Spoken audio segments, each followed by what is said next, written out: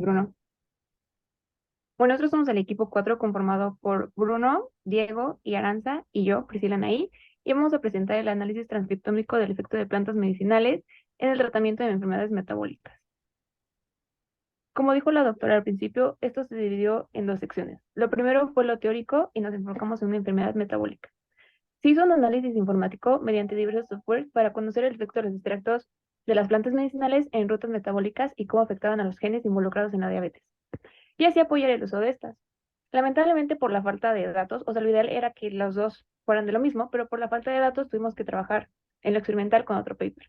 Aquí nos enfocamos en la enfermedad neurodegenerativa. Aquí realizamos un protocolo para la síntesis de nanopartículas y estudiar el efecto de estas que estas tenían con la planta medicinal mexicana, el eneldo, en la prevención de acumulación de biomoléculas que son la principal causante de estas patologías. Lo primero que hicimos en la primera parte, que fue lo teórico, fue investigar en la literatura aplicaciones de extractos de plantas como alternativas medicinales en las enfermedades. Después seleccionamos el artículo que sea más de nuestro interés, pero es necesario tener GeoDataset para así poder hacer un análisis en Geo2R de los genes y además en otros softwares como son Native, Kegged, String y Reacton. Bueno, para la primera parte empezamos con el dataset, que sería nuestra parte teórica, donde se investigó en un paper el efecto de la isoarmentina, que es un compuesto proveniente de las halófitas, de las cuales algunas que se pueden observar ahí en pantalla. Bueno, esto para observar su efecto antidiabético. Para esto hicieron dos metodologías. Una que es in vitro con células epiteliales amnióticas humanas, extraídas de placenta, y una en vivo con ratones inducidos por estreptozotocina, que esto haría que no puedan producir las células beta, simulándolos como ratones diabéticos. Sin embargo, para este estudio bioinformático nos centraremos en el estudio in vitro, que es el cual, bueno, pueden cambiar a la siguiente, por favor. Es con el cual se hicieron las diferentes estudios para poder, bueno, la extracción de ARN y a través de kit para la purificación, y que esto se puede llevar a un microarreglo para así encontrar las diferentes expresiones de genes. Aquí se puede observar que hay 300 genes diferencialmente expresados. Sin embargo, la mayoría son subexpresados debido a... Bueno, más adelante lo voy a explicar un poco más a fondo. Entonces, si se puede, por favor, continuar a la siguiente. Bueno, estos genes se analizaron en diferentes softwares. El primero de ellos, el que ofrece el mismo GeoDataset, que es Geo2R. En este podemos observar un volcano plot y un mean difference plot del lado izquierdo, en el cual podemos observar diferentes expresiones de genes, ya sea sobreexpresados o subexpresados. En ambos se tuvo ay, Dios, se me fue la palabra, un criterio de análisis que es p-value de 0.05 para tener como esta confidencia de los datos que queríamos analizar de estos genes. Una vez hayamos encontrado los genes más diferencialmente expresados, esta lista de genes se llevó a analizar por Gene Ontology, que son las gráficas de pastel del lado derecho. En estos podemos observar que nos ofrecen diferentes datos como sus procesos biológicos, sus componentes celulares, pero al igual también sus rutas metabólicas más presentes. A la siguiente, por favor. Igualmente se llevó un análisis en string, que esto quiere decir qué relación tienen los genes entre ellos. Los que se encuentran como más unidos entre líneas, esos son los que más tienen que ver con enfermedades metabólicas, como en este caso puede ser la diabetes. Igualmente, esto se puede confirmar debido a un análisis que se llevó a Reactome. En Reactome teníamos la lista de genes igualmente, y en todas las posibles como acciones que pueden entrar los genes se iluminan de amarillo. Aquí se puede ver que los más relevantes para nuestro caso del efecto antidiabético son que se pintaron de amarillo aquellas enfermedades que tienen que ver con algún tipo de deterioro metabólico. E igualmente, la señalización del sistema inmune por el interleukin 12, que activa la ruta metabólica JAK-STAT, que hablaré ahorita más adelante. Bueno, una vez identificados los 35 genes de las tres comparativas, Bueno, igual no expliqué del todo eso, pero las células amnióticas, al ser tratadas con isoarmentina, se hicieron un plazo de 10 días. Está entre el control que no fue tratado con isormentina y el grupo que sí estuvo tratado. Eso fue en un plazo de 10 días, de los cuales se aislaron 35 genes de esas tres comparativas, del control al día cero con el control del 10, el control día cero con el tratamiento día 10, el control día 10 con el tratamiento al día 10. De estos, aislamos los genes más relevantes que tienen que ver con algún tipo de en relación con la enfermedad de la diabetes. Por ejemplo, del lado izquierdo podemos observar un resumen de genes y cuál es como su relación directa con la diabetes. Sin embargo, me gustaría enfocarme igualmente en las rutas metabólicas. Como se pueden observar ahí, hay bastantes que tienen que ver con la transferencia de la glucosa en la sangre, que es de la que voy a hablar a continuación, que es la ruta metabólica JAK-STAT. La ruta metabólica JAK-STAT, básicamente en lo que recae es que los genes que estos llegan a expresar ayudan a que se haya una translocación de una proteína transportadora llamada GLUT4. Esta ayuda a transportar la glucosa en la sangre.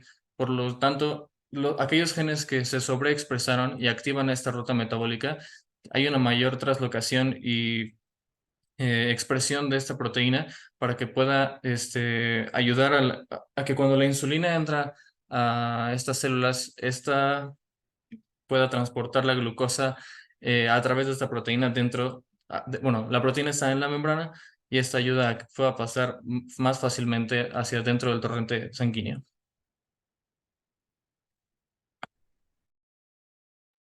Ahora, para el análisis experimental, nos enfocamos en las enfermedades neurodegenerativas. Se sabe que cada vez es más frecuente el diagnóstico y aparición de diferentes tipos de enfermedades neurodegenerativas, causada por múltiples factores causantes de neurodegeneración y envejecimiento celular. Se estima que cada 3 segundos ocurre un nuevo caso, según Patterson 2018. Por esto, alta incidencia, se ha buscado nuevas terapias, tomando en cuenta que desde 1998 solo se han autorizado 4 medicamentos para la demencia, y estos cuentan con efectos adversos y nula reversión de daños neurológicos. Estos medicamentos no ayudan a disminuir la progresión de la enfermedad y tampoco eliminan la acumulación de biomoléculas neurodegenerativas, que es una de las principales causas de estas enfermedades. Por lo tanto, los efectos secundarios, el aumento de la población afectada y el alto costo económico de estos medicamentos, se ha buscado medicina alternativa, que en este caso son los extractos vegetales, con actividad neuroprotectora. Actualmente ya hay diversas, se han estudiado diversas, pero las principales que cuentan con efectos neuroprotectores son de China e India. Las más destacables son la moringa oleifera y el ginkgo biloba. Para esto, para poder llevar a cabo el estudio de los extractos vegetales, se tienen diversos modelos de estudios, de modelos de estudios in vivo. Entre los más destacables son los ratones, líneas celulares y uno nuevo que es el nematodo. Este, este ha ayudado a que sea un poco más fácil, ya que su poco corto tiempo de vida permite que puedan relacionar la enfermedad con el envejecimiento, y además no necesita tanto equipo tan caro como son las líneas celulares, y tampoco tantos cuidados como son los ratones. Ahora, para poder realizar nuestro protocolo, nos basamos en el artículo, usamos como inspiración el artículo titulado El efecto de las nanopartículas de plata de síntesis verde de Pulcaria undulata sobre la formación de amiloides en alfa-lactalbúmina y la acción acompañante de la alfa-caseína. Como mencioné anteriormente, la formación y deposición de agregados fibriliales proteicos en los tejidos se asocia altamente con las enfermedades neurodegenerativas, principalmente el Alzheimer y el Parkinson. En este artículo hacían la agrupación de proteínas con lactoalbúmina y el efecto de las nanopartículas y qué efecto tienen las nanopartículas en estas agrupaciones. Se midió este efecto con SDSPage, fluorescencia y dispersión de la luz. Y se demostró que las nanopartículas tienen la capacidad de prevenir la aglomeración de lactoalbúmina y depende de la concentración. Con esto nos basamos en que, con esto nos ayudamos en justificar por qué las nanopartículas de plata, y esto es porque debido a su alta conductividad eléctrica su estabilidad química y catalítica, y además de que son antimicrobianas. También nos enfocamos en usar síntesis verde, ya que es sencillo, es rentable y nos da un sintetizado estable de las nanopartículas. Bueno, y también por otro lado tenemos las fibras amiloides y estas que tienen que ver con el Alzheimer. Para comenzar, las placas o fibras amiloides se refiere a la agrupación de proteínas que presentan un mal plegamiento y pues a esta estructura se le conoce como hoja beta plegada. Y bueno, esto que tiene que ver con el Alzheimer. En las biopsias de los cerebros de pacientes que presentan el Alzheimer, se detectó que hay una acumulación excesiva de beta amiloide. Y si bien esta no es la causa de la enfermedad, pues se ha estudiado que estas contribuyen principalmente a la neurodegeneración y deterioro cognitivo que se presenta cuando se padece la enfermedad. Por lo tanto, el enfoque terapéutico o nuevas terapias que quieren desarrollar es básicamente enfocándose en reducirlas y esto únicamente con la finalidad de ralentizar la progresión de la enfermedad. Ahora, el por qué es que escogimos esta planta y bueno, para probar este efecto desaglomerativo, es debido a que esta planta posee un efecto, una propiedad antioxidante. Estas fueron corroboradas a través de un estudio donde se utilizó un compuesto llamado DPPH, el cual determina el poder antioxidante de, en este caso, la planta, debido a su capacidad que éste tiene de aceptar átomos de hidrógeno por parte del agente antioxidante que así convertiría al compuesto en en una molécula diamagnética. Y bueno, este efecto lo relacionamos con su capacidad para desaglomerar proteínas, debido a que al interactuar con la superficie hidrofóbica de estas proteínas, es posible que las desaglomere. Si bien en el artículo ocuparon la planta ondulata, nosotros con la finalidad de aprovechar las plantas medicinales con las que cuenta México, optamos por sustituirla con Anitum gravinoli, la cual es una planta que forma parte del repositorio de plantas medicinales de México, de la UNAM, y pues la seleccionamos porque contiene carbonato acetona, que es uno de los compuestos activos que estamos buscando dentro de la planta. Y además, esta planta se ha ocupado a lo largo de la historia de México para fines de la salud, debido a que presenta actividad antibacteriana, antiinflamatoria y antioxidante. Ah, nuestro objetivo es analizar los efectos que tendrían las nanopartículas de plata con nuestra planta, que comúnmente se llama eneldo, sobre las fibras amiloides de lisozima para conocer su efecto en la aglomeración de proteínas asociadas a enfermedades neurodegenerativas como lo es el Alzheimer.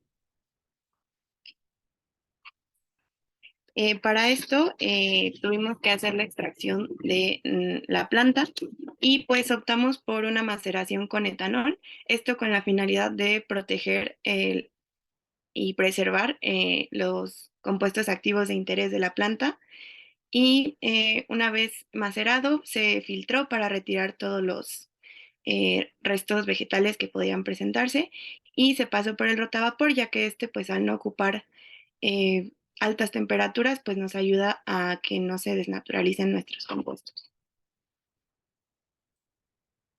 Posterior a a la extracción de los extractos de eneldo, se hizo una síntesis de nanopartículas con dos variaciones para producir dos lotes distintos de nanopartículas. Estos fueron mediante reducción de nitrato de plata con el extracto de eneldo y las variaciones se presentaron tanto en la concentración del extracto de eneldo, el tiempo de reacción y el medio de recuperación de las nanopartículas, donde el primer lote se reaccionó con 2.5 mililitros de eneldo, mientras que el primero con 2 mililitros. La incubación se dio por 30 minutos para el primero y el segundo en 15. El medio de recuperación para el primer lote se trabajó con una centrifugación de a 9500 RPM por 30 minutos y se recuperó la partícula obtenida mediante esta centrifugación. Posterior se disolvió y se pasó a dispersión por ultrasonido. Una vez hecho esto, se almacenó a 4 grados Celsius y se protegió de la luz. Por el otro lado, el primer lote, una vez terminada la reacción, solamente se recuperó y se pasó a sonicación para tratar con el mismo almacenamiento. Ah, Posterior a la síntesis, se hizo un tratamiento, bueno, unas técnicas de caracterización para apoyándonos de metodologías de espectroscopía, como lo es el FTIR o espectroscopía infrarroja por transformada de Fourier, el UV-Vis, el DLS, donde se trabajó tanto el análisis de las propiedades de nuestro extracto y los dos lotes de nanopartículas. Para el DLS y el UV-Vis se hicieron alícuotas de 2 mililitros con disoluciones 1,1, 1,10 de agua destilada y una alícuota directa. Mientras que para el FTIR solamente se trabajó con la muestra directa.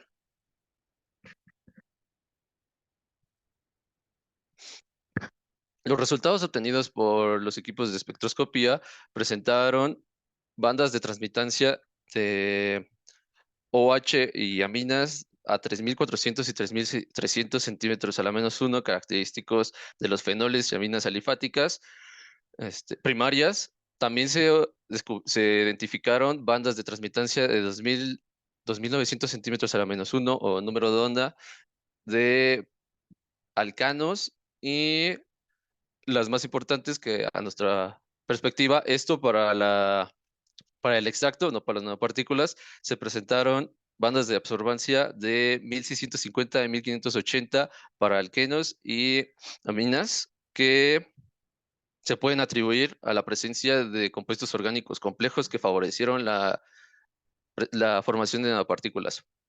Por el otro lado, los resultados obtenidos para las nanopartículas de ambos lotes presentaron bandas de transmitancia particularmente semejantes, solamente con concentraciones diferentes, donde se identificaron bandas de 1.650 y 1.600 de alquenos y aminas pertenecientes a las estructuras anterior mencionadas que participaban en la reducción de la plata. También se identificaron bandas de absorbancia. No, los de 2.400 son las aminas, perdón. Posterior a esto, las bandas de 2.400 a 2.000, que son las más pequeñas y se encuentran como identificadas como ruido, se deben a grupos nitrilo que pueden haber reaccionado con la plata dispersa. Con el fin de identificar una solución coloidal para las nanopartículas de plata y las propiedades de los extractos del extracto de eneldo, también se hizo el análisis de UV-Vis, donde se presentaron una absorbancia de 420 a 450 nanómetros para ambos lotes, con la variación de la concentración. Esto debido a que el lote 1 se trabajó con una disolución 1,1, mientras que el lote 2 solamente se trabajó en una concentración directa. Esta concentración destaca debido a que la literatura especifica que las nanopartículas de plata presentan una absorbancia entre estos rangos de absorbancia. Por el otro lado, el extracto de eneldo presentó grupos carboxilos entre 105 y 295 nanómetros que pudieron que se atribuyen a la estabilidad o la capacidad de estabilizar la reacción para las nanopartículas de plata y grupos en 2040 nanómetros que pudieron facilitar la reducción durante la síntesis. Finalmente, y no menos importante, se hizo un análisis para el tamaño de partícula de las soluciones coloidales que obtuvimos, donde el primer lote destacó tamaños aproximados de 140 a 133 nanómetros, con una polidispersidad particularmente alta, por lo que los tamaños variaron, sin embargo, mantenían cierta consistencia entre ellos. Por el otro lado, el lote 2 mantuvo su tamaño en los estándares nanométricos, que fueron de 57.3 a 55 nanómetros, con una polidispersidad muy baja, indicando unos tamaños de partícula semejantes entre ellas. De igual forma, durante la síntesis se comprobó la presencia de una solución coloidal de plata mediante el efecto Tyndall, que solamente identificó la dispersión de luz de un haz incidente. Y bueno, por otro lado tenemos nuestras perspectivas a futuro, que es básicamente pues estudiar los efectos de nuestras nanopartículas y pues para esto se divide en dos partes principalmente, que es la obtención de la simulación de fibras amiloides y pues la prueba de cuánta desaglomeración se presenta a distintas concentraciones de las nanopartículas. Ahí. Para comenzar, pues con la obtención de las fibras amiloides, se empleó lisosima, la cual es un modelo que se ocupa actualmente para estudiar el plegamiento y la interacción de las proteínas.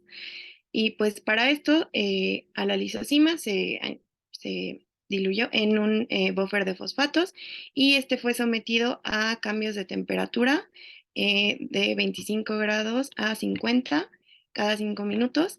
Y pues con esto, al someterlas a altas temperaturas, pues se empieza a presentar el mal plegamiento de estas proteínas. Y pues esto fue hasta donde llegamos a nivel laboratorio. Sin embargo, los siguientes pasos sería ver qué efecto tuvo, si se aglomeraron o no, por medio de un gel de SS-Page. Y pues los resultados que se esperan obtener son como el gel que se puede apreciar en pantalla, en donde pues las que no están aglomeradas, que es la pura lisosima, solo se observa una banda, mientras que en los carriles 3 y 5 pues es donde están los agrupamientos de proteínas, como se observa. Al estar mal plegadas y comenzarse a agrupar, pues se forman estos como grupitos y al correrse el gel, pues se van separando a distintas bandas, por eso es que se observa más de una. Y pues esto, para estudiar el efecto desaglomerante que tienen nuestras nanopartículas, pues se probarían diferentes concentraciones de estas y pues esperaría que cierta concentración de nuestras nanopartículas, la aglomeración de estas proteínas pues se disminuyera significativamente.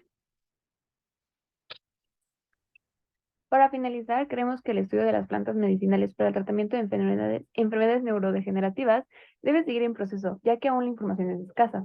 Sin embargo, los avances y la función con las nuevas tecnologías, en este caso las nanopartículas, muestran resultados positivos. Además, el empleo del eneldo presenta una oportunidad para impulsar esta medicina alternativa en México. Y eso sería todo. Gracias por su atención. Muchas gracias, chicos. Entonces, Fer, son todos tuyos.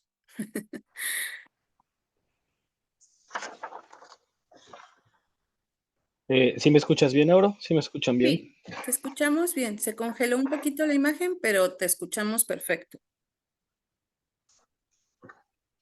Ok, perfecto. Bueno, primero que nada, pues quiero felicitarlos porque su presentación fue muy clara. Me gustó mucho su manera de desarrollar tanto la parte de diabetes como la parte de neurodegeneración y bueno, entonces, no sé si es más bien una sesión de preguntas. Tengo varias preguntitas que me parecen muy interesantes y también sobre sus resultados.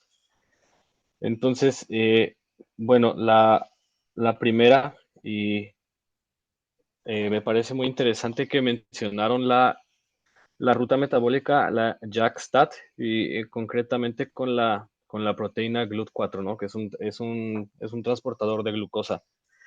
Me parece interesante y tenía la pregunta de si actualmente existe algún tipo de terapia que precisamente tenga como target, ya sea mediar esa translocación o esa sobreexpresión de esa proteína.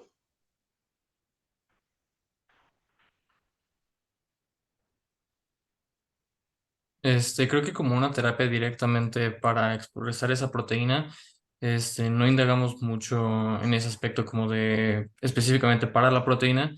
Sin embargo, creo que los efectos de las plantas, en este caso, por ejemplo, de las halófitas, es un campo que se puede ampliar mucho, inclusive encontrar otro tipo de plantas que puedan expresar otro tipo de genes que igualmente potencien esta proteína. Ok, sí, me parece como un target bastante interesante. No sé, no, que justo de ahí venía la pregunta. si existe algún tipo de molécula, algún tipo de fármaco que pueda no sé, se esté utilizando para esta proteína. Pero me parece muy interesante y bueno, realmente el área que es más mi área de investigación, que es la parte de las enfermedades neurodegenerativas, tenía la pregunta sobre si en el artículo que mencionaron sobre las nanopartículas de plata que utilizaban alfa-lactoalbúmina y alfa-caseína. No me quedó muy claro, o bueno, quizás no entendí muy bien, si estas proteínas son las proteínas que usaron como modelos de agregación o estas proteínas eran catalizadores para la agregación de otras proteínas. No, ellos ocuparon la lactalbúmina como su modelo para simular la aglomeración. Ok, y esa proteína se encuentra presente es albúmina en leche, ¿no? Es la lactalbúmina. Ujú. Ok, ok, perfecto. Em, ¿Y esta proteína se agrega normalmente o se hacen condiciones para que esta proteína se agregue y con base en esas condiciones se trataron con nanopartículas?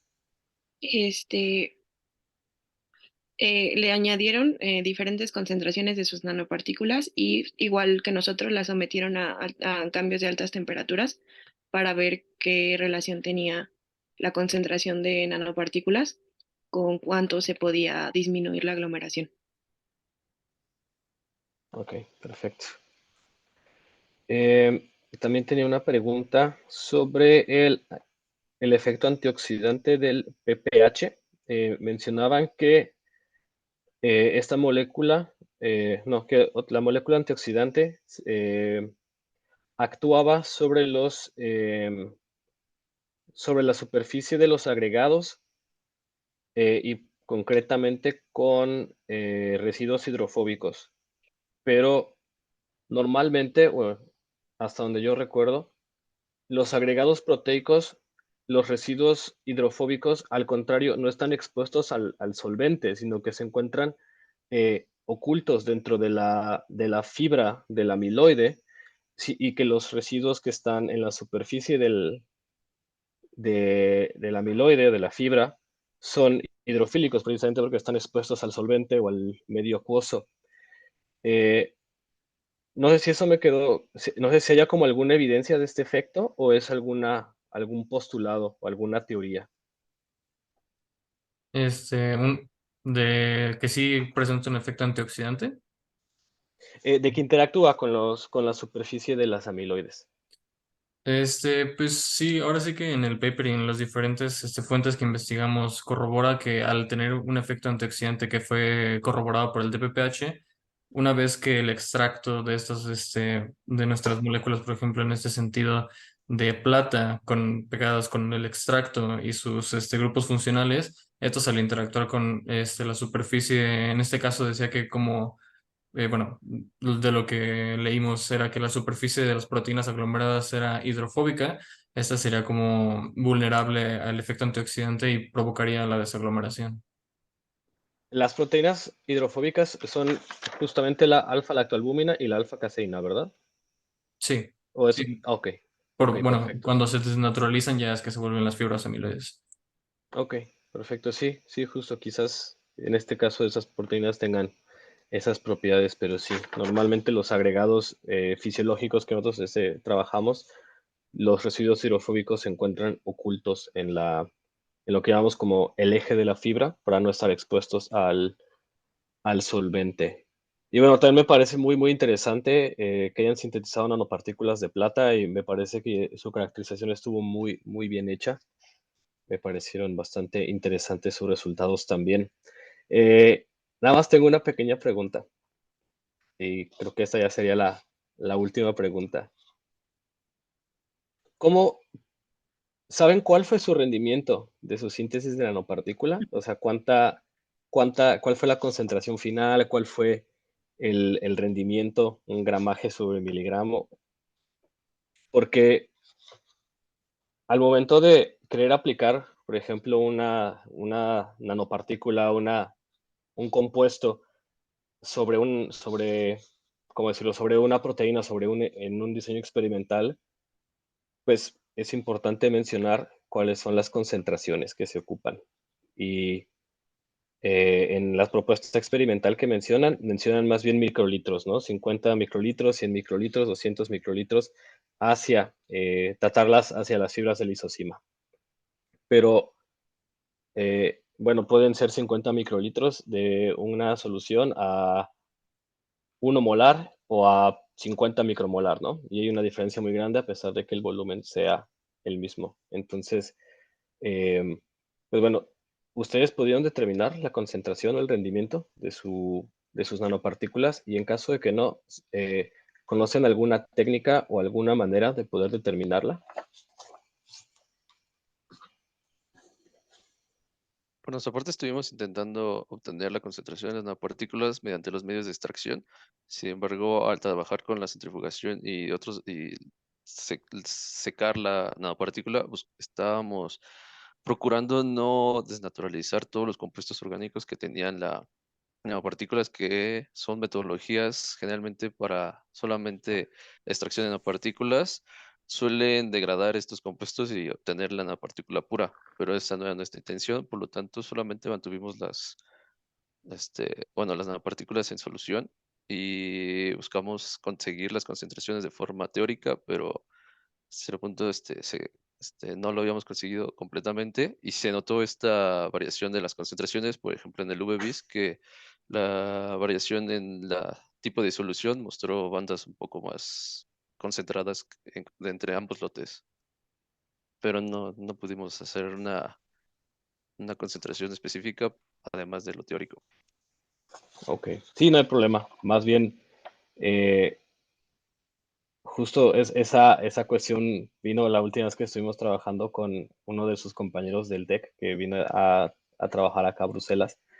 Pero bueno, justamente, y bueno, un método que se nos ocurrió en el momento es hacer simplemente un peso-volumen. Después de centrifugar, pesar el pellet y dividirlo entre el volumen que fue centrifugado. Y ya, con eso tienes una concentración en miligramos por mililitro, gramos por mililitro, la unidad que se desee. Pero bueno, esas fueron mis últimas preguntas, y bueno, una vez más felicitarlos, creo que hicieron una muy buena presentación, y pues bueno, muchas gracias por su presentación. Gracias, Fer. Sí, ¿no? Un tratamiento como biomasa húmeda, ¿no? Para hacer la determinación de nanopartículas. Sí, Tener un aproximado. sí, Ujú. justo, pues justo cuando estábamos escribiendo el review, estaba viendo que hay longitudes de onda que se pueden utilizar y se puede hacer espectrofotometría simple con un blanco. Entonces, eso quizás pueda ser útil Podría en ser algún una caso. alternativa. Ok. Ujú. Y bueno, ahora yo creo que nos vamos con el equipo 3, chicos, para no perder tiempo. Muchas gracias, chicos, por su esfuerzo y su presentación. Muchas gracias. Ujú. Gracias. Gracias.